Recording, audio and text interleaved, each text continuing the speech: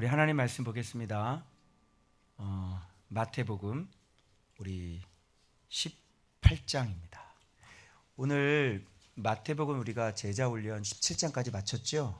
근데 오늘 이 시간을 좀 우리가 18장까지는 사실 이번 주에 해야 되는데 이번 과에 그래서 18장 오늘은 강해를 하고 또 내년도에 말씀하고 좀 또 많이 닮아서 오늘 영상 하나 좀 보겠는데요. 이게 영상 소리가 나와요? 소리 안 나오죠?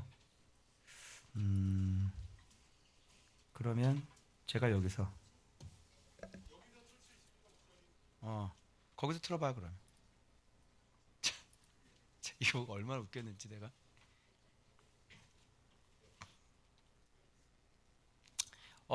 18장은요.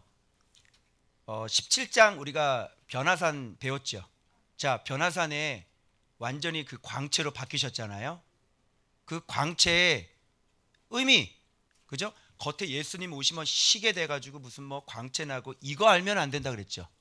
그 빛의 광채의 본래 의미는 바로 베드로, 야고보, 요한이라고 그랬어요.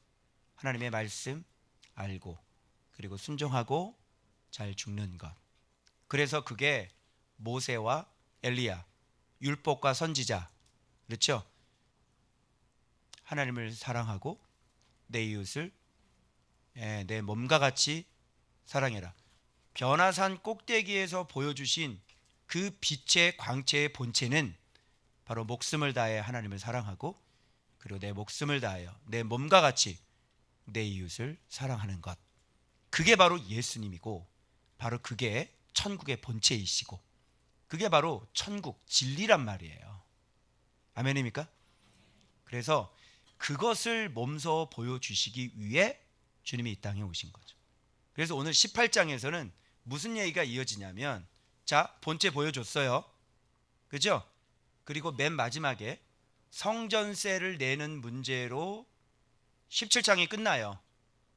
18장 연결되면서 어린아이 연결되면서 이제 맨 마지막에 성전세가 어떤 게 성전세인지가 이제 우리가 본격적으로 마지막에 언급이 되고 끝나게 될 겁니다. 자, 그래서 지금 변화산에서 그런 모습을 보여주셨는데 이 예수님을 잘 몰라서 내려와 보니까 막 간질 걸려서 불에도 넘어지고 물에도 넘어지는 그 아이 하나 고치지 못해서 예수님께서 책망을 하셨죠. 내가 언제까지 너희와 함께 있어야 되느냐. 겨자씨만한 믿음만 있어도 어떻게 해요? 이 산을 들어서 저리로 옮겨지라 하면 옮겨질 것이다. 그래서 겨자씨 그 믿음이라고 하는 것은 바로 예수님의 그 빛의 광채, 예수님이 누군지 그렇게 오랫동안 너희들과 같이 있었는데 내가 누군지를 그렇게 모르느냐? 내가 누군지만 알기만 알면 바로 이 산을 들어서 어떤 불가능한 문제, 이 세상에서 해결할 수 없는 그 어떤 문제도 산이죠, 산. 그 산도 옮겨진다. 그 말씀으로 마무리가 됐고, 그런 일이 있고 난 다음에 놀랍게도 제자들이 입에서 진짜 헐 할 만한 질문이 나옵니다. 주님이 이렇게 책망을 하셨고 변화산에서 자신의 본체를 그렇게 보여주셨는데도 불구하고 제자들은 18장에서 무슨 질문을 하냐면 이런 질문을 하는 거예요. 예수님, 천국에서 누가 제일 큽니까? 얘예요, 쟤예요? 나예요, 얘예요, 쟤예요, 나예요? 너무 황당한 거예요. 자, 이거 예수님 아는 거예요, 모르는 거예요? 모르는 거죠. 오늘 고린도전서 4장에 끄트머리 사역자하고 한번 비교해 보십시오, 여러분. 완전히 제자들이 이렇게 살았다니까요. 천국에서는 누가 큽니까? 그리고 치맛바람 있죠. 야고보 그 엄마는요, 하나는 우편에 하나는 좌편에 앉아주십시오. 예수님 헉 하고 놀라죠. 내가 가는 길을 네가 갈 수 있느냐? 그죠? 완전히 그 우편 좌편에 앉으려면요 예수님이 걸었던 길을, 그 죽는 십자가의 길을 걸어가야 되는데 그걸 네 자식들을 그 길을 네 자식들이 걸어갈 수 있느냐, 그런 얘기인 거예요. 그래서 여러분, 오늘 18장은 17장 변화산의 그 빛의 광채가 무엇인지를 알았다면, 정체가 밝혀졌죠. 그러면 18장에서 제자들의 삶 속에서, 제자들의 마음 속에서 어떤 구체적으로 정말 만들어져야 될 빛의 광채의 본체, 어린아이에 대한 이야기를 18장에서 하게 되는 것입니다. 영상 준비됐나요? 얼마나 내가 웃겨가지고 제가 이걸 왜 보여드렸냐면, 사실 옹알이잖아요. 저 무슨 언어예요? 에따따 자 아프다 아프다. 그런데 저 사람이 이 말도 안 되는 옹알이를 음악을 넣어서, 근데 음악 피아노만 넣는 게 아니라 나중에 드럼까지 나오잖아요. 그래서 멋진 화음을 만들어서 진짜 노래로 만들어 버리더라고요. 주님이 오늘 뭐라고 말씀하시냐면, 너희가 이 지극히 작은 소자 하나 영접하는 게 곧 나를 영접하는 것이다. 여러분, 이렇게 할 수 있는 이 마음의 가짐, 어떻게 이렇게 가능할까요? 이게 뭐냐면 바로 예수 그리스도를 알고, 바로 예수 그리스도가 누군지를 알아서 우리의 믿음이, 우리의 영이 그렇게 점차 성장하게 되면, 바로 이렇게 사랑이 많은 사람, 사랑이 많은 사람은 겸손한 사람, 겸손한 사람은 지극히 작은 소자 하나라도 예수님 영접하듯이 그렇게 영접할 수 있는 사람이 바로 예수님의 제자라고 하는 말씀이 오늘 마태복음 18장에 나오는 겁니다. 그래서 여러분, 오늘 우리가 달려가야 될 최종적인, 어떻게 보면 종착지, 이 어린아이가 되는 것이요, 이제 뭐하고 관련되어 있냐면 천국, 이 땅의 문제가 아니고요, 이 땅의 문제뿐만 아니라 천국에서 가장 큰 자가 바로 이렇게 사랑이 많아서 이렇게 어린아이처럼 겸손해지면 천국에서 가장 큰 자라고 얘기를 해주시는 거예요. 여러분, 어마어마하지 않아요? 여러분, 이게 신앙의 종착지예요. 천국에서 큰 자, 어린아이. 근데 어린아이가 되려니까 나이가 이렇게 50 먹고 40 먹고 다 먹었는데 어떻게 어린아이가 돼요? 이게 이 발달에 대한 얘기가 하는 게 아니에요. 육신적인 연령을 얘기하는 게 아니죠. 어떻게 어린아이가 될 수 있어요? 예수님 마음 가지면요, 진짜 어린아이처럼 자기 자신을 낮출 수 있어요. 왜 그러냐면 사랑하기 때문에 그렇습니다. 그러니까 이런 이야기를 바로 18장에 해야 되고, 그리고 여러분들이 달려가야 될 목표이고요, 결국은 표대 삼아야 될 것이고요, 결국은 예수 그리스도의 마음을 닮아가야 될 마음들이 바로 이런 마음입니다. 자, 그럼 한번 본문 한번 보시겠습니다. 자, 우리가 빛의 광채의 의미 배웠는데 베드로, 야고보, 요한이라 그랬죠. 그래서 율법과 선지자 대강령인 모세와 엘리야가 바로 그 광채의 의미다, 이런 말씀을 드렸는데, 그래서 변화산의 이 본체는 무슨 말이냐면 태초에 계신 말씀이신 하나님의 아들께서 아버지를 어떻게 해요? 목숨을 다하여 공경하고 사람을 목숨을 다하여 사랑하여 우리를 위해 죽으셨다가 3일 만에 부활하셔서 뭐 가지고? 왕권 가지고 세상을 다스리실 누구시다? 천국의 왕이십니다. 이게 바로 변화산의 본체, 빛의 광채의 본체인 거예요. 이해되셨죠? 그래서 18장에서는 이 천국의 본체의 모습, 이 빛의 모습이 구체적으로 어떤 모습인지, 그 빛의 광채의 모습이 어린아이의 이야기로 시작이 되는 겁니다. 그래서 제자들의 마음속에 예수님의 빛, 그 예수님의 빛을 봤다면 반드시 마음속에 뭐가 만들어져야 되냐면 어린아이가 만들어져야 되는 거예요. 이게 왜? 하나님 목숨을 다해 사랑하고 이웃을 또 목숨을 다해 사랑하려면 그런 사람이 어떻게 사람들을 실족시키고, 그런 사람이 어떻게 교만해서 사람들을 실족시킬 수 있겠습니까? 그죠? 불가능한 겁니다. 그래서 모든 제자들은 다 이렇게 어린아이가 되는 거예요. 자, 그럼 볼게요. 자, 천국에서 누가 큽니까? 이런 질문을 해버리는 거예요. 제자들이 17장을 경험하고 난 다음에. 그러니까 이들은 아직 예수님의 빛의 광채를 이해를 잘 못했다는 것이죠.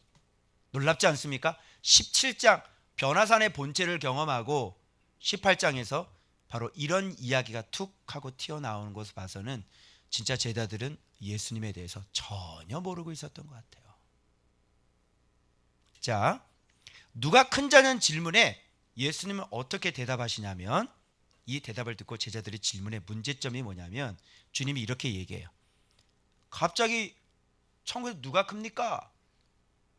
이들의 관심은 뭐예요?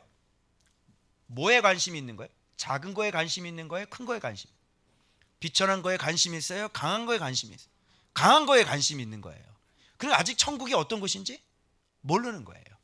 예수님이 내려오실 때 하나님이 사람의 몸을 입고 온 정도가 아니라 종의 형체를 가지셨어요. 그 정도가 아니라 그냥 죽어버렸다고.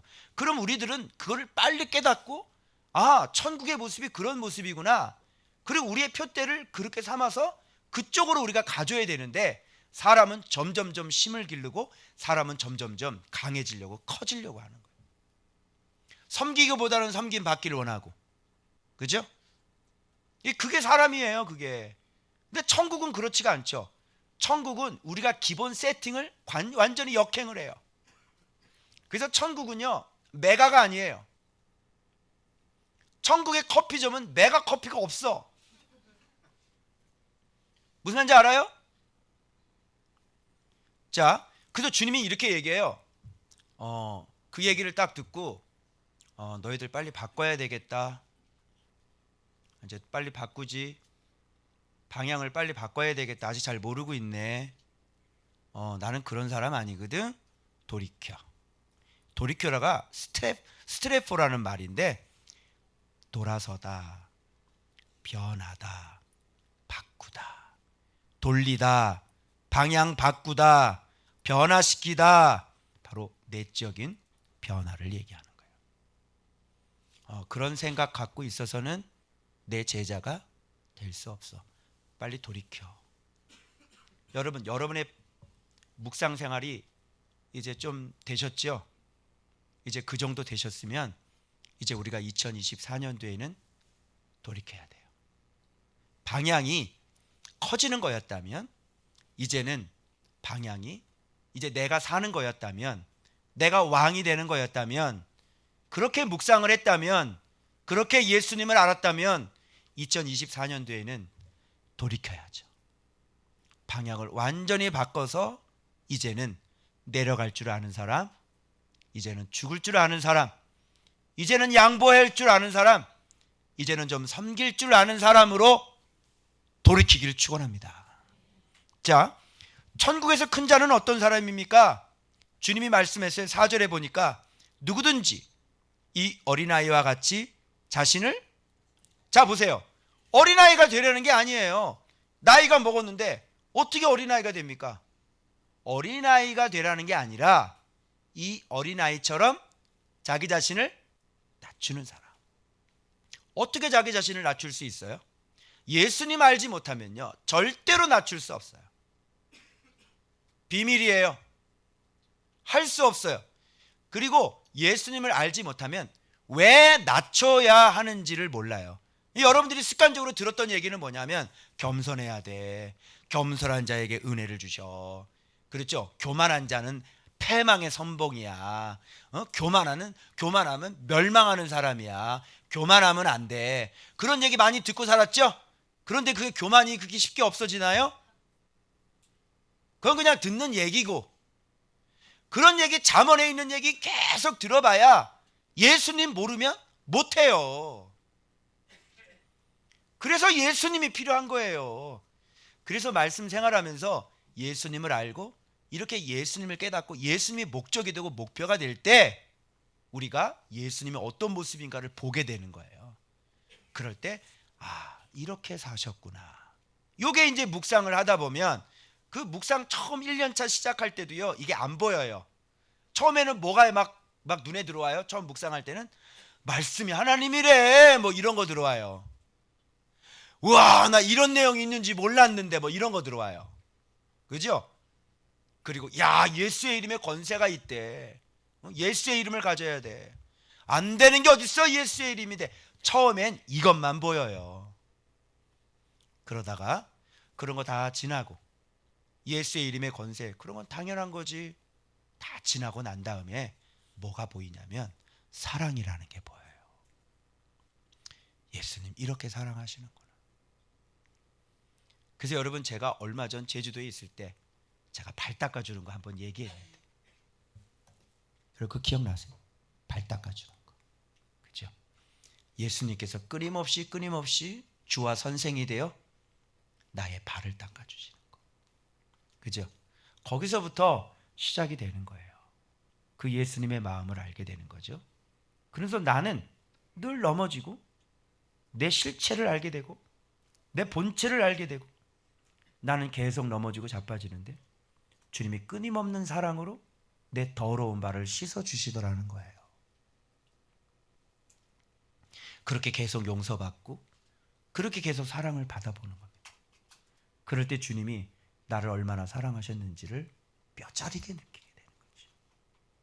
그분의 사랑이 얼마나 오래 참으시는 거예요. 그분의 사랑이 얼마나 깊은지.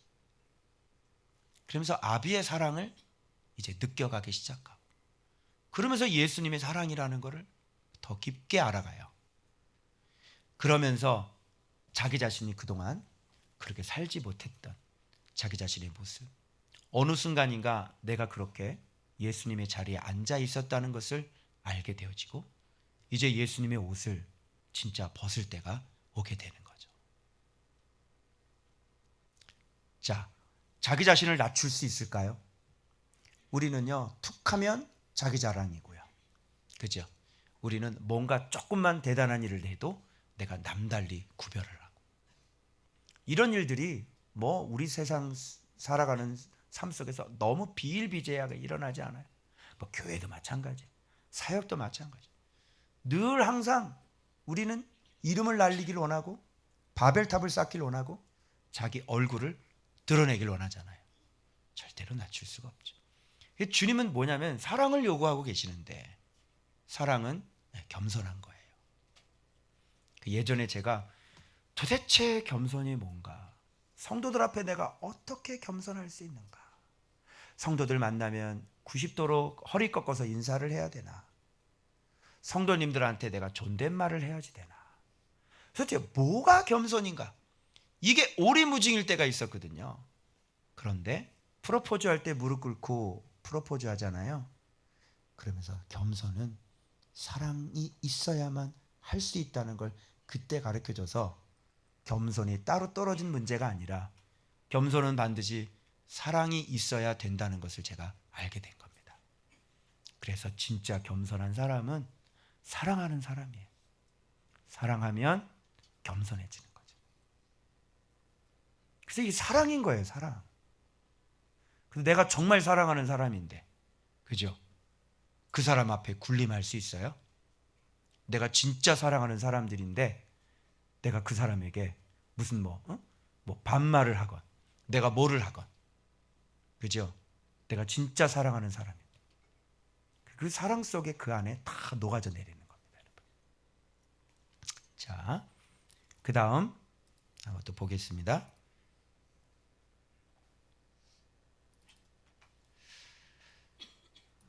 자, 두 번째 한번 봐보세요. 예수님을 영접하고 싶으면 누구를 영접하면 되니까. 주님께서 또 이렇게 말해요. 야, 어린아이처럼 어린아이 같이 되지 않으면 천국에 들어가지도 못해. 기억나시죠? 그러니까 이게 심각한 거예요. 우리는 다 천국에 믿기만 하면 들어간다고 다 알고 있는데, 오늘 18장에서는 뭐라 그러냐면, 야, 어린아이가처럼 되지 않으면 천국에 들어가지도 못해, 그렇게 얘기하고 있는데, 어린아이는 예수님 알아야 어린아이 될 수 있는 건데, 그죠? 우리는 믿기만 하면 다 들어간다고 그랬잖아요. 그런데 마태복음 18장에는 어린아이처럼 되지 않으면 천국에 들어가지도 못해. 천국 들어가서 누가 크고 이거는 따질 것도 아니고요, 아예 들어가지도 못하는 거예요. 자, 심각해요, 심각하지 않아요? 심각해요. 그래서 예수님 알아서, 정말 예수님의 사랑을 알아서 진짜 어린아이처럼 될 때, 교회 안에서 여러분 어린아이처럼 자기 자신을 낮추고 서로 사랑하고 정말 이 사람 사랑하고 다 보이는 사람 사랑하는데 그 사랑하는 사람이 싸우겠어요? 안 싸우겠어요? 육신적인 어린아이는 싸우죠? 예, 싸워요. 그런데 이렇게 제자 어린아이는 안 싸운단 말이에요. 왜? 사랑하니까. 맞아요? 그래야 천국 간다는 얘기예요. 좀 심각하죠? 그래서 이렇게 예수님을 알아서 예수님이 내 마음에 새겨져야 정말 예수님의 빛이 뭔지를 알아야 천국 가는 겁니다. 그죠? 자, 그리고 심지어 이렇게 얘기해요. 여기에 있는 소자 하나, 이 어린아이 하나를 영접하면 곧 누구를 영접하는 걸로 말씀하시는 거예요? 네, 예수님 영접하는 거하고 똑같다 이렇게 얘기하시는 거예요. 어때요? 그러면 이렇게 이 어린아이, 물론 육신적으로도 이렇게 소자, 작은 아이, 이런 아이를 영접하는 거 제자가 당연히 하겠죠. 그러면 육신적으로 어린아이만 해당되는 게 아니라 여기서는 주님이 어린아이가 되라고 누구한테 얘기하냐면 제자한테 얘기하는 거잖아요. 그래서 이렇게 제자들은요, 어린아이처럼요 이렇게 겸손하고 작아져요. 그래서 사람 만날 때도 교만하지 않고 아무것도 모르는 바보처럼, 어리석은 자처럼, 아무런 능력도 없는 사람처럼, 저 꽂아놓은 보리자처럼 저 구석에 가서 앉아있고. 그래 안 그래요? 제자니까. 그죠? 어디 모임 가서도 자기가 막 이렇게 막 회장 같은 거 하려고 안 하고, 그죠? 막 무슨 뭐 이런 장 같은 거 이거 안 한단 말이야. 저 바보처럼 저 구석 끝에 가서 앉아있고, 좋은 자리 다 다른 사람한테 양보하고, 그냥 어디 가서 예 제가 하겠습니다. 그리고 막 빌빌거리면서 막 섬기고 이런단 말이에요. 그런데 이 사람 누구예요? 누구예요? 제자죠. 가장 큰 어른이세요. 무슨 말인지 알겠죠? 그래서 그렇게 저거 아무것도 아니네, 이런 실수를 할 수 있죠. 내 앞에서 기네, 내 앞에서 고개를 숙이네. 그런 사람 조심해야 됩니다. 그런 사람이 너의 아비일 수 있습니다. 그죠? 큰 사람 아니면요 그렇게 작아지지 않아요. 그래서 이런 어린아이 하나를 영접하면 그건 누구를 영접하는 거예요? 그렇죠, 예수님인 거죠. 그렇게 어린아이처럼 자기를 낮추는 사람 속에 누가 계셔요? 그렇죠, 예수님 있는 거죠. 이 본문을 이렇게도 해석할 수가 있게 되는 거예요. 지금 제자들에게 말씀하시는 거니까. 그래서 제자들이 이렇게 어린아이처럼 자기 자신을 낮추고 겸손하게. 한번 보십시오. 안진뱅이를 일으키는 사람, 죽은 사람을 살릴 수 있는 그 사람, 이렇게 어린아이처럼 자기를 낮추는 사람이에요. 맞죠? 그랬다가 내 앞에서 긴다고 그래가지고 함부로 대했다가는 누구를 함부로 대하는 거예요? 예수님 함부로 대하는 거예요. 죽는 거예요. 자, 그런 얘기고, 예수님께 심판받을 사람, 그래서 나를 믿는 이 작은 자 중에 하나를 실족하게 하면 두 가지로 생각할 수 있죠. 진짜 우리 교회 안에 이렇게 작은 자 하나 실족하는 거 하나님 원하지 않으시죠. 내가 어린아이가 되면, 예수의 제자가 되면 저 어린아이 하나를 실족시키겠어요? 안 시키겠어요? 안 시키겠죠. 그리고 내가 예수님의 제자가 돼서 어린아이가 되면 어떻게 돼요? 이런 사람 완전히 실족시켜, 예수 그리스도를 믿지 못하게 만들어버리는 거예요. 그죠? 죽여버린다거나 공격을 하거나, 그죠? 아주 악한 짓을 하거나. 이렇게 되면 어떻게 돼? 연자맷돌을 메고 바다에다가 던지는 게 낫다, 이렇게 말씀하시는 거죠. 자, 한 영혼에 대한 실족은 무엇과 연결되냐면 영원한 불, 영생에 들어가지 못하고 영원한 불, 지옥불에 던져진다. 자, 한번 보십시오. 여러분들이 예수 그리스도를 알아서 진짜 사람을 대할 때 진짜 겸손과 사랑으로 대하지 않고 그 사람을 실족시키게 되면 뭐하고 연결돼요? 지옥불하고 연결되는 거예요. 조심해야 돼요? 조심하지 않아야 돼요? 엄청나게 조심해야 되는 거예요. 그런데 교회 안에서 싸움박질하고 교회 안에서 그 싸움박질을 본 청년들이 교회를 떨어져 나가요. 자, 교회에서 싸움박질한 그분 어떻게 될까요? 이 말씀에 의하면 지옥이요. 주변에 많이 들어보지 않았어요? 교회 안 다녀요. 왜 안 다녀요? 내 청년 때 우리 교회에서 장로님하고 목사님하고 싸워가지고요. 그때부터 교회 안 다니기 시작했어요. 그 싸우셨던 분 어떻게 될까요? 지옥이요. 절대로 교회 안에서는요, 그런 일은 용납을 하지 않으세요. 우리 모두가 다 어린아이가 되어줘야 되는 이유예요. 우리의 마음이 낮아지지 않고 우리의 마음이 예수를 믿어서 겸손해지지 않는다면 반드시 어린 소자 하나 실족시키기에 딱 맞는 사람이 되는 거죠. 실족은 어디에서 일어납니까? 불신 세상에서 일어나지 않아요. 실족은 어디서 일어나요? 나를 믿는 이 작은 자 하나, 곧 교회 안에서 실족이 일어난다는 사실이에요. 무서워요, 무섭지 않아요? 무섭죠. 교회 생활 잘 하셔야 돼요. 어른들, 힘 있는 사람들, 직분자들, 목사님, 장로님, 신앙생활 잘 하셔야 됩니다. 우리들의 모습을 보고 어린 소자 하나 실족시키면 연자 맷돌 메고 그냥 바다에다가 던져버려라. 자, 변화산의 광채의 실체 봐야 돼요, 못 봐야 돼요? 봐야 되죠. 내 마음속에 만들어야 돼요, 안 만들어야 돼요? 형상 만들어야 돼요. 그래서 예수님의 광채를 봐야 돼요. 예수님이 원하는 게 어떤 모습인지를 봐야 돼요. 그래서 이렇게 실족시킨다고 하는 것은 진짜 겸손과 사랑이 아닌 반대쪽에 있는 개념이겠죠. 미워하고 싸우고 대적하고 교만하고 분쟁하고. 사랑하는 자녀가 부모님 때문에 실족을 하고, 사랑하는 자녀가 부모님 핍박해서 교회 못 다니게 만들고, 믿음 생활 잘 못한 본을 보이지를 못하고, 어떻게 되겠어요? 애가 실족하는 거예요. 우리가 예수를 제대로 믿어야 될 이유입니다. 자, 어린아이 하나라도 업신여기지 말아야 할 이유가 뭡니까? 뭐라고 말씀하시냐면 본문에요, 어린아이들을 보호하고 있는 천사들이 하늘에 계신 아버지 얼굴 앞에 서서 직고하기 때문입니다. 이런 걸 보면 우리들 안에 한 명씩 한 명씩 하나님께서 이렇게 특별히 관리하는, 하나님 믿는 그 작은 자 하나까지도 천사가 다 배정이 되어 있는 거예요. 그래서 그 어린아이 실족시키잖아요.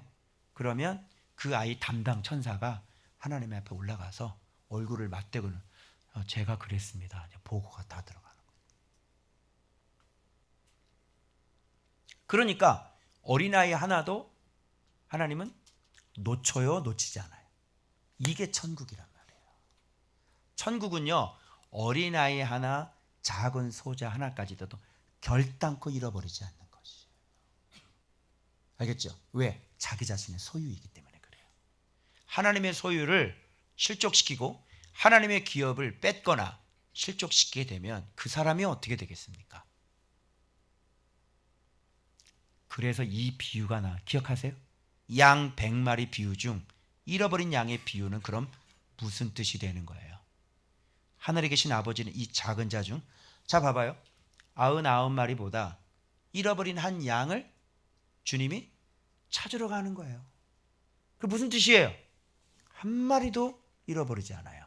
주님은 작은 양 한 마리도 주님은 놓치지 않는 거예요. 그래서 작은 자 하나 잃어버리지 않고 지키시는 거예요. 그리고 믿는 작은 자의 소유가 곧 아버지라고 하는 사실이죠. 그래서 여러분 요한복음에 보면 예수님의 기도 나오죠. 17장입니까? 거기에 아버지께 것을 다 제게 주었습니다. 그리고 그 하나라도 잃어버리지 않고 보존하고 지키었나이다 라는 기도가 나와요. 자, 이렇게 어린아이 이야기를 하면서 마지막 잃어버린 양의 비유까지가 바로 예수님께서 그 어린아이에 대한 비유를 쭉 하셔서 소자 한 명이라도 잃어버리지 않게 할 수 있는 그런 비법은 뭐냐면 바로 예수 그리스도를 우리가 진짜 알아서 우리가 제자가 되고 어린아이 제자가 되는 거예요. 그렇게 되면 그 누구 앞에서도 우리가 교만하거나 또 악을 행하거나 저 사람을 다치게 하지 않을 수 있겠죠.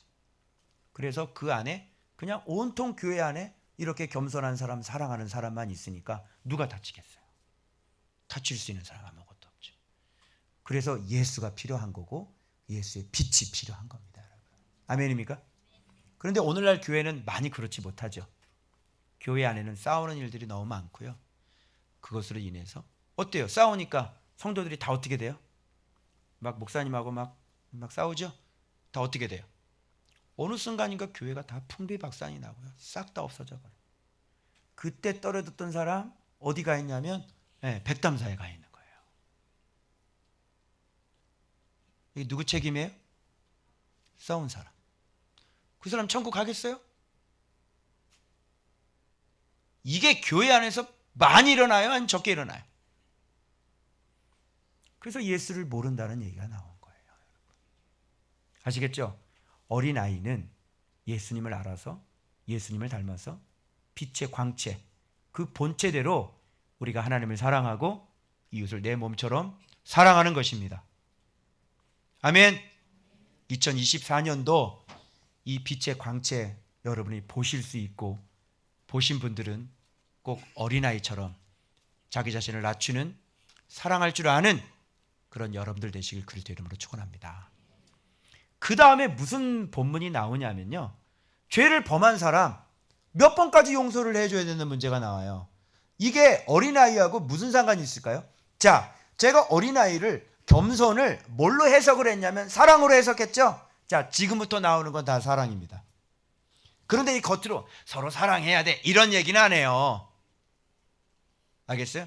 이런 거를 해석자의 목으로 남겨놓은 거예요. 자, 뭐라고 돼 있냐면 죄를 범한 자에 대한 예수님의 처리 방법 뭐라고 돼 있어요? 어떠한 뜻이 내포되어 있냐면 15절부터 17절에 보니까 죄를 범한 사람이 있으면 주님께서 뭐라고 그러냐면 베드로가 자신 있게 얘기하죠. 7번 용서해 주면 됩니까? 딱 얘기를 했는데 주님이 완전히 또 그 의를 꺾어버리죠. 7번 용서해 주는 거 대단한 거잖아요. 자신 있게 얘기했는데 또 예수님을 또 능가할 수는 없죠. 뭐라고 말씀하냐면 7번에 70번까지도 용서해라 이렇게 말씀하시면서 그리고 죄에 대한 죄 지은 사람에 대한 처리 방법을 얘기를 해요. 이게 왜 사랑일까요? 1단계 너와 그 사랑과만 상대하여 권고하라. 그리하면 형제를 얻게 됩니다. 이게 죄를 범한 사람들에 대한 처리 방법이에요. 지금 아까 실족시키지 말라 그랬죠. 자, 죄를 범한 사람도 믿는 사람인 것 같아요. 그죠? 죄를 범한 사람도 실족시키면 안 되는 거죠. 자, 사랑 맞아야 안 맞아요? 그래서 인격적으로 죄를 지은 사람이 있으면 너만 가서 그한테 조용히 얘기해. 회개하라고. 그죠? 근데 그가 말을 안 듣는다. 그러면 그때 확 까발리는 게 아니라 오늘날은 어떻게 해요? 확 까발리죠. 그죠? 그래서 얼마 전에 연예인 한 명이 죽었는데 그죠? 그게 세상의 처리 방법이에요. 자살하잖아요. 보니까 뭐 이게 특별히 뭐 이렇게 마약한 뭐 증거도 없더라고 그러더라고요. 맞아요? 뭐 이게 계속 다 음성인데 뭐 근데 계속 조사하고 막 뭐 실문에 언론에 이미 다 나갔어요. 아직 죄가 확정이 되지도 않았는데. 그리고 뭐 또 음성, 양성 이런 거 안 나왔거든요. 그런데 지금 계속 그게 세상 방식이에요. 그거하고 이거 비교해 보세요. 죄를 지은 사람이 있으면 몰래 가가지고요. 그 사람과만 얘기하는 거예요. 이게 예수님의 방법이에요. 근데 그렇게 다 까발리면 어떻게 될까요? 그가 실제로 죄를 졌다고 쳐요. 그래도 다 까발리면 어떻게 돼요? 사람은 사회적인 수치가 죽음이에요. 사회적인 수치를 당하잖아요. 이건 인생이 끝난 거라고. 그건 누구든지 다 죽어요. 무슨 말 알겠어요? 우리가 병이 걸리거나 암이 걸리거나 이거는 병원에 가서 치료를 하면 돼요. 근데 사회적으로 수치를 당하잖아요. 매장을 당하잖아요. 이 사람은 그냥 죽은 죽인 거나 마찬가지예요. 인생 끝났다고 보는 거예요. 그럼 어떻게 돼요? 죽는 거죠. 무슨 소망이 있어요? 인생 다 끝났는데. 뭘 가지고 버텨요? 누가 죽인 겁니까? 언론이 죽인 거고, 그죠? 그거 까발린 유튜버들이 죽인 거. 예수님의 방법은 봐봐요. 한 사람이 범죄를 하면 그 사람도, 그 영혼도 회개시켜서 주님 앞에 다시 서게 만드는 게 바로 그게 겸손이고 그게 사랑이라는 거예요, 여러분. 보세요. 그 사람과만 상대 권고하라. 그럼 네가 형제를 얻으리라. 2단계 뭔지 알아요? 만을 듣지 않거든 한두 사람을 데리고 가서 두세 증인의 입으로 말마다 확증하게 하라. 이게 2단계예요. 끝까지 뭐가 느껴져요? 이 사람을 회복시키고 이 사람을 회개시켜서 다시 교회의 일원으로 받아들이기 위한 노력이 보여지지 않아요? 그죠? 그런데 이 죄를 지은 사람이 증인이 나타났는데도 불구하고 어떻게 해요? 거절을 하죠. 자, 그럴 땐 또 어떻게 합니까? 어쩔 수 없이 이때는 3단계 교회에 말하는 겁니다. 자, 교회가 제가 뭐라 그랬어요? 제가 이 땅의 천국이라 그러죠. 왜? 교회의 머리는 예수님이니까. 교회의 머리가 예수님인데 교회의 말을 안 듣는다. 그것은 곧 어떤 사람이다? 불신자다. 여기까지 갔는데 말을 안 듣는다. 그러면 예수 믿지 않는 사람이에요. 이런 거는 그냥 내버려둬라. 그래서 4단계 가서 교회의 말도 듣지 않거든 이방인과 세리같이 여기라. 이 사람은 믿는 사람이 아니다. 건져낼 필요는 없다. 그래서 교회의 말을 안 듣고 나간 사람은 그냥 이방인과 세리처럼 여기는 거예요. 그럼 이게 무슨 뜻일까요? 아버지는 누구도 범죄자도 잃어보지 않으시고 찾길 원하신다. 이게 뭐다? 이게 사랑이다. 맞죠? 지금 이 얘기하는 거예요. 이게 지금 10번. 그러면 이런 말, 이거 하면서 이런 말을 해요. 땅에서 매면, 이거 들어봤죠? 땅에서 매면 하늘에서도 매일 거고 땅에서 풀면 이 땅이 어디를 얘기하는 거예요 지금?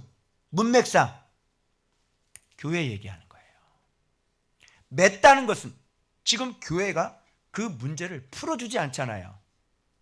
그러면 하늘에서도 안 풀어주는 거예요. 왜? 이 땅의 교회와 저 천국의 주인이 누구예요? 천국의 주인 예수님. 교회의 머리 주인 누구? 예수님. 그러니까 지금 교회에서 묶었다는 것은 예수님이 묶은 거예요. 그죠? 그러니까 당연히 천국에서도 묶을 수밖에 없는 거죠. 왜? 천국의 주인이 교회에 있는데 교회 머리가 예수님인데 당연히 묶이죠. 지금 그런 얘기를 하는 거예요. 이거는요. 주님은 이미 베드로의 신앙 고백 위에 뭐 세우겠다 그랬어요? 자, 베드로가 신앙 고백했을 때 네 고백 위에 뭐 세운다? 교회 세운다 그랬죠? 그리고 그 구원을 얻는 모든 백성들은 그러면 주님이 교회 세운다 그랬으니까 모든 구성원들은 어디에 속해 있어야 된다는 얘기야. 주님이 내 교회를 세운다 그랬잖아. 그러면 교회는 만민이 기도하는 집이고 교회는 성전이잖아요. 그래서 만민이 그 안에 들어와야 되는 거예요. 교회 안에. 주님이 교회를 세운다 그랬는데 왜 가나안 성도가 어디 있어? 교회를 안 다니면서 왜 믿는다고 그래? 주님이 분명히 내 교회를 세운다 그랬다고. 그죠? 그러니까 교회를 안 나가는 것으로 선택하지 마시고 교회를 나가시되 어떤 교회를 나가시냐면 주님이 세운 교회를 찾아서 나가면 돼. 교회에서 상처를 받았으면. 그죠? 그래서 교회를 세운다고 하셨기 때문에 모든 사람들 다 교회를 다녀야 돼요. 맞죠?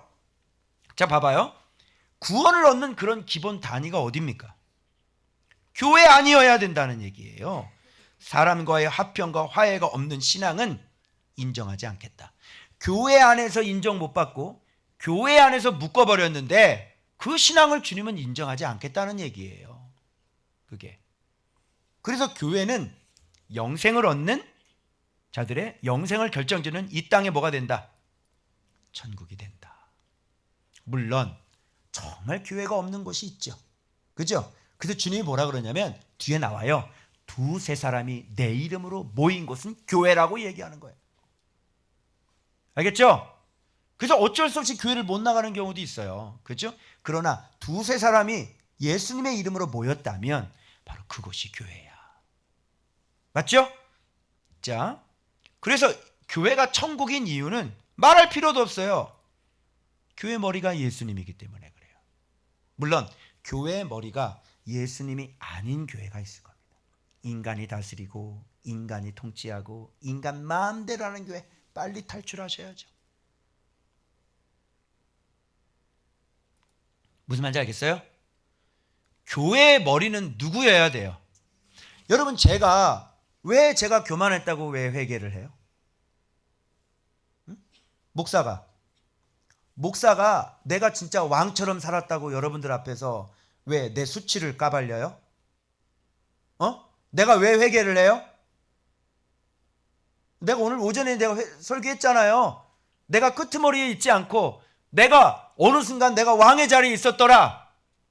그죠? 그래서 2024년도에는 오직 예수께만 영광을 돌리자. 제가 왜 그런 얘기를 해요? 왜요? 아시는 분? 우리 교회의 머리는 이동복 목사가 아니라 예수 그리스도가 머리이기 때문에 목회자도 예수 그리스도의 말씀에 순복하고 복종을 해야 되는 거지. 그러면 그런 교회의 머리가 누구냔 말이에요. 그 교회의 머리는 예수님이에요. 맞죠? 그런 예수님께서 직접 다스리시고 예수님이 세웠고 예수님이 가르쳐서 예수님을 알게 해주시고 예수님께서 사람을 모으셨고 예수님이 지금까지 여기까지 교회를 예수님이 세우셨는데 이 교회는 예수님이 머리가 되시는 거죠. 그러면 여기서 묶이면 어떻게 되겠냐고요? 어떻게 그게 하늘에서 안 묶이겠냐고요? 심각하죠? 그래서 지금 이게 묶는 얘기를 하는 게 아니라 묶이지 말아라. 그죠? 그래서 주님은 어떻게 해요? 교회를 구원의 기관으로 만드시고 자기의 교회를 세우셔서 거기서 생명수가 흘러가게 하시고 거기서 예수를 배우게 하시고 거기서 계명을 배워서 정말 하나님의 성전으로 지어져 가기를 원하시는 거예요. 아멘이죠? 그런데 그거 하기 싫다는 거죠. 범죄했는데 회개하지 않는 거죠. 잘못했다고 안 하는 거죠. 그렇게 되면 어떻게 돼요? 교회의 권면을 받아들이지 않으면 내쫓는 거예요. 출교라고 그래요. 그래서 그거는 예수님이 지금 머리가 돼서 담임 목사부터 시작해서 모든 성도들이 지금 다 말씀에 순종하고 복종하고 있는데 네가 지금 말씀대로 복종을 안 해? 순종을 안 해? 그러면 그때 출교를 하는 겁니다. 아, 얘는 말씀을 믿지 않는 애구나. 그렇게 해서 교회에서 묶이게 되면요, 천국에서도 묶여요. 그 사람이 어떻게 천국을 가겠어요? 그 문제 해결하지 않고는, 그 교회에 가서 그 문제 해결하지 않고서는 결단코 풀리지 않습니다. 자, 그 다음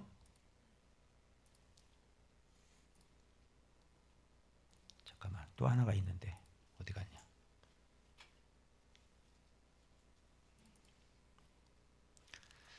왜 교회가 구원을 얻는 곳이 됩니까? 여러분, 자, 두세 사람이 합심하여 구하면 들으시고 그 모인 곳에 예수님도 계심으로 그렇습니다. 그래서 그 뒤에 말씀하시고 묻고 푸는 얘기가 있고 난 다음에 본문이 이 얘기가 나오는 거예요. 두세 사람이 합심하여 구하면 내가 너희들과 함께 있겠다. 너희들의 기도를 내가 듣겠다. 그럼 여기서 두세 사람이 모인 곳이 어디예요? 교회죠. 묻고 푸는 문제가 바로 그 예수의 이름으로 두세 사람이 모인 곳, 그 사람들이 합심해서 기도하면 주님께서 들으시는 거예요. 그래서 거기에서 교회에서 악을 저지르고 교회에서 해결이 안 된 문제를 가지고 하나님 앞에 그렇게 큰 상처를 두고 두세 사람이 모여서 하나님 앞에 열심히 기도하면 어떻게 주님이 들으시겠다는 얘기예요. 그럼 묶인다는 얘기가 되는 거예요. 그래서 자 12번. 그래서 베드로가 이제 용서에 대한 얘기를 해요.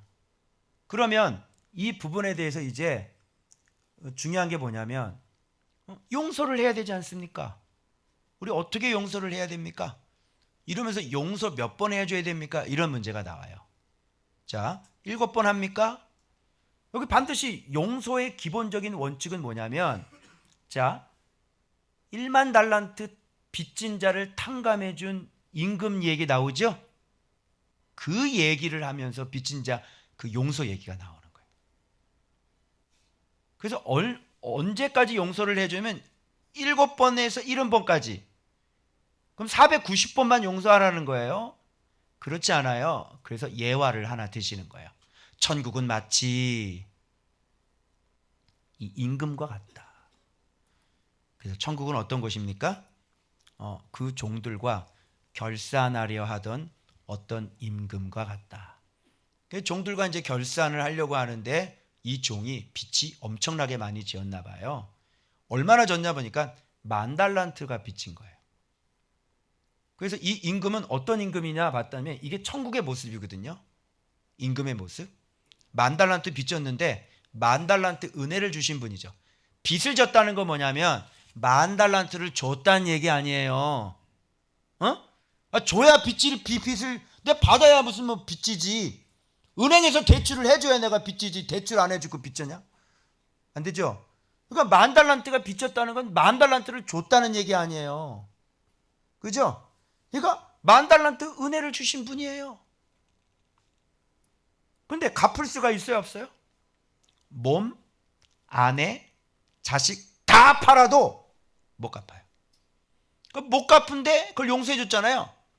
다 팔아도 갚을 수 없는 은혜를 주신 분이죠.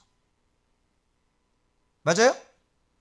그리고 오래 참으시고 종을 불쌍히 여기시는 분이시고, 맞죠? 그리고 이 빚 아니에요? 빚을 탕감하여 주신 분이죠. 이게 천국이에요. 10,000달란트 은혜를 주셨고요. 내 새끼부터 아내부터 다 팔아도 갚지 못할 은혜를 주신 분이고요. 그리고 오래 참으시고 종을 불쌍히 여기셔서 그 빚진 거 다 탕감해 주시는 분이죠. 지금까지 살아온 죄 뭘로 용서받을 수 있겠어요? 없어요. 끝이죠. 근데 주님은 우리를 자기 아들을 속전을 지불해서 탕감 정도가 아니라 자기 아들을 대신 죽이신 거예요. 자기 아들을 주셨어요. 뭘로 갚겠어요? 갚을 수 있어요? 없죠. 그럼 우리는 일단 어마어마하게 빚진 사람인 거 맞고, 그죠? 그리고 빚을 탕감받은 사람 맞죠? 맞아요? 오케이. 그러면 이 비유를 읽고 임금의 결산법, 결산하자 그러잖아요. 연말이니까 우리 결산 좀 한번 해봅시다. 주님과 결산 한번 해요.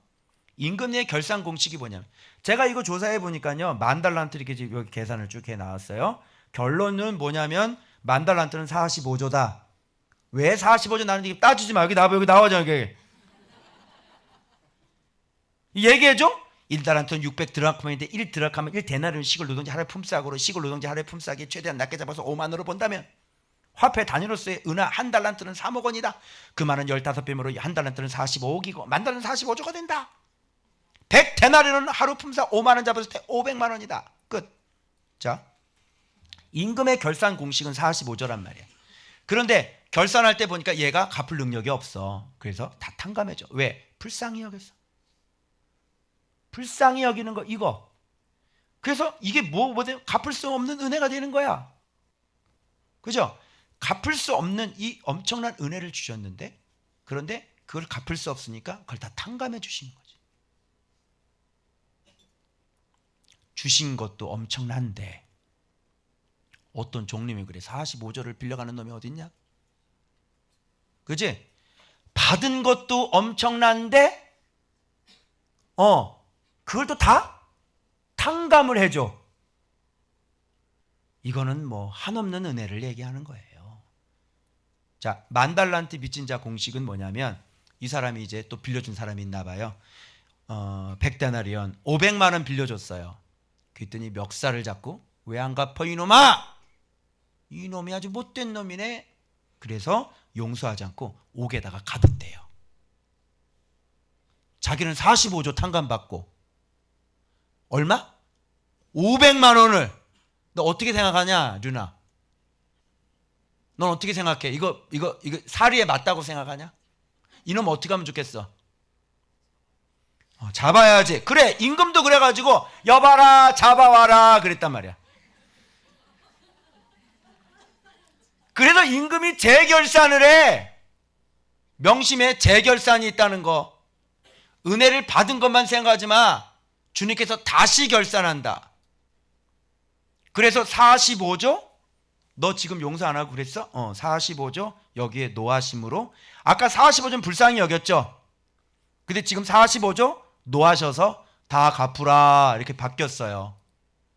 그래서 옥에 가두고요, 용서하지 않는 거예요. 이 사람 나올 수 있을까 없을까요? 못 나오겠죠. 하루에 10,000원씩 가. 45조 몇인가 빨리 계산해봐. 그리고 나의 결산 공식 한번 이제 나와야 돼. A, B, C, D로 나와야 되는 거야. 그럼 나는 45조 내가 빚졌는데 용서받았잖아. 그러면 사람들 500대는 빚진 사람 어떻게 해야 돼? 그래서 누구든지 마음으로 형제를 용서하지 않는 자는 나도 너희를 용서하지 않겠다라고 결론이 내어지는 거예요. 여러분 45조 빚졌는데 탕감받은 거 맞는 사람 맞아요? 그럼 나에게 그 빚진 사람, 예수님께 우리가 빚졌죠. 속전이라고 그러잖아요. 속전. 예수님이 얼마짜리 같아요? 예수님이 45조예요? 예수님은 얼마짜리 같아요? 여러분 행성 하나가 얼마 같아? 달 하나가 얼마 같아?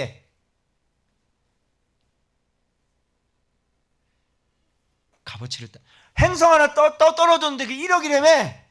아저씨 행성 안 떨어지나? 행성 그거 하나 딱 떨어졌는데 1억이래. 예수님은 얼마짜리일까요? 예수님이 나를 위해 죽으셨어요. 그래서 우리는 용서받았죠. 그래서 우리에게 죄 지은 사람 용서해야 돼요. 단 조건이 있어요. 여기 비유에 보면 뭐라 그러냐면요, 잘못했습니다.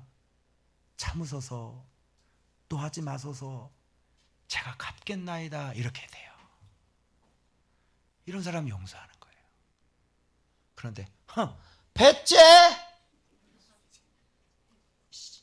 내 돈이 어딨어? 그럼 넌 뭘 잘했어? 너도 똑같잖아. 이런 애들 있잖아요. 이런 애들은 잡아다가 가둬야 되는 거예요.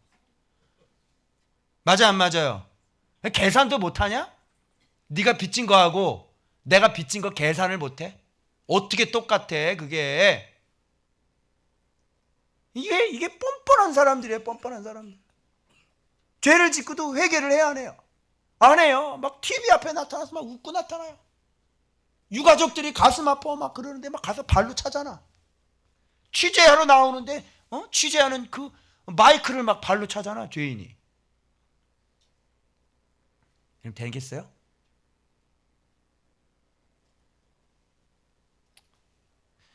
그래서 여러분 이것도 뭡니까? 이것도 사랑이죠. 그죠? 어린아이가 어떻게 될 수 있어요? 내가 45조 빚진 사람, 내가 예수님 빚진 사람인데 예수님이 내 대신 죽으셨잖아요. 큰 은혜를 입었죠. 그래서 예수 생명으로 살아가는 사람들이 어린아이라고요.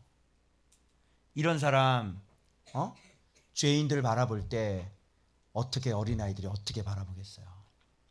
회개시키고. 근데 복음 파트는 그렇지 않죠. 죄인은 무조건 친구 끊기 딱 하는 거예요. 죄인하고는 밥 먹어요 안 먹어요? 죄인하고는 밥 먹지 않습니다. 그게 말씀 없는 복음 파트고요. 말씀 있는 사람은 죄인을 찾아가서 권면하고 회개를 요청합니다. 그때 은밀히 떠벌리는 게 아니에요. 그리고 말 안 들으면 또 두세 사람 데리고 가서 확실한 증인을 얘기를 하고 그리고 회개할 것을 얘기합니다. 그러면 대부분의 사람은 나 안 그랬어. 난 그러다가 증인 둘 나타나면 웬만한 사람 다 어떻게 얘기해요? 잘못했습니다. 해야 될 거 아니에요. 그죠? 그러면 얻는 거예요. 회개하고 죄 지었다고 내치는 게 아니라. 근데 교회에서 얘기를 하는데도 불구하고 얘기를 안 한다. 그거는 회복될 수가 없는 사람. 주님은 이렇게 끊임없이 회복시키시고 주님은 끊임없이 이렇게 사랑을 베푸기 원하시는 거죠.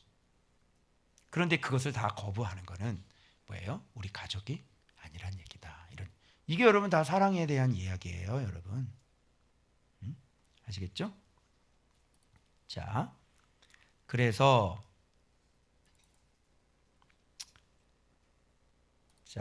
여기 보면 그러면 보세요. 여기 마지막 15번 봐요. 그러면 하나님의 성전 안에서 우리가 내야 할 성전세는 얼마입니까? 자, 성전이죠. 우리가 다 성전이 되는 거잖아요. 그래서 17장 마지막에 뭘로 맞췄냐면 이 물고기 입에서 이렇게 세 개를 꺼내가지고 하나는 너한테 주고 너 거하고 내 거하고 성전세를 성전세로 맞추는 거예요. 사실 18장을 제가 마지막 17장에 성전세하고 같이 연결되면 참 좋겠다는 생각을 한 거예요. 그러면 우리가 내야 될 성전세는 뭘까요? 그죠? 우리가 내야 될 성전세는 뭐예요? 마음으로 형제를 나도 용서하는 용서세. 그죠? 어린아이들이 할 수 있는 것들이에요. 예수님을 진짜 사랑하는 사람이 할 수 있는 거예요. 예수님을 알 수 있는 사람이 할 수 있는 거예요. 예수님을 닮은 사람들이 할 수 있는 거예요. 용서세. 2023년 마무리하면서 마음속에 아직도 용서하지 못하는 사람이 있습니까? 다른 사람 얘기하는 거 아니에요. 뭐 뻔뻔하게 뭐 네가 뭐 배째 뭐 이런 사람만 용서하지 마. 알지? 목사님한테 얘기할 때 묶어버리게. 그 얘기하는 게 아니라 우리 예수 안에서 같이 예수 믿는 사람들 얘기하는 거 아니에요, 지금. 그죠? 이런 사람들 가운데 여러분들 가운데 지금 마음속에 지금 응어리가 있는 사람이 있냐고. 서로 간에 이거 반드시 해결하시고 새해를 맞이해야 될 줄로 믿습니다. 남아 있어요? 여기 앙심? 잔재들? 그때 네가 나한테 있냐나 소리 질렀지 있냐나? 그래, 내가 죽어도 내가 너를 잊지 않겠다. 너도 한번 당해봐라. 너 나랑 싸웠지 너? 그때 너 나한테 그렇게 했지. 예수 믿는 사람 아닌 거잖아. 그죠? 그리고 또 가서 찾아가서 잘못했다고 했어 안 했어? 안 하고 얼렁뚱땅 넘어갔잖아요. 오늘 성군형 집에 드리고 얼렁 가서 잘못했다고 화해하세요. 그게 바로 여러분들이 내야 할 성전세인 것입니다. 두 번째, 영접세. 다른 말로 어린아이 영접하라잖아. 이 겸손세예요. 그래서 이렇게 성전세 안 내면요 불법이에요. 성전세 안 내면요 성전의 백성이 될 수가 없죠. 성도가 될 수가 없는 거죠. 그 다음 뭐예요?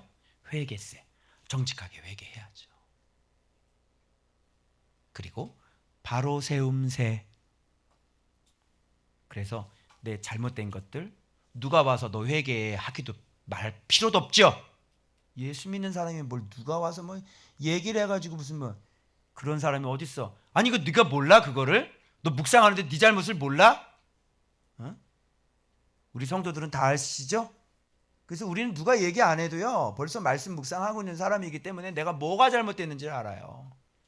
그래서 열심히 주님 앞에 와서 또 회개하고 또 회개하고. 자, 근데 반대되는 사람이 있어요. 어린아이 아닌 사람들. 뭐냐면 큼세, 배반세, 복수세. 너 두고 보자. 너. 가다가 자동차 빵꾸나 나가버려.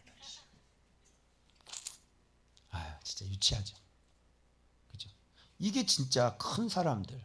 이게 나이는 먹었는데 어린아이 같은 사람. 여기는 나이는 먹었는데 어린아이 같은 사람. 누가 큰 사람 같아요? 복수하는 사람 같아요? 용서하는 사람? 용서하는 사람이죠. 겸손한 사람 같아요? 큰 사람 같아요? 겸손한 사람이 큰 사람인 거죠. 큰 사람이 곧 어린아이다. 그렇게 하나님 나라가 거꾸로 되는 거예요. 그래서 18장에서 얘기하고자 원하는 게 뭐냐면 17장에서 광채자입니까? 광채. 예수님의 변화산의 그 광채.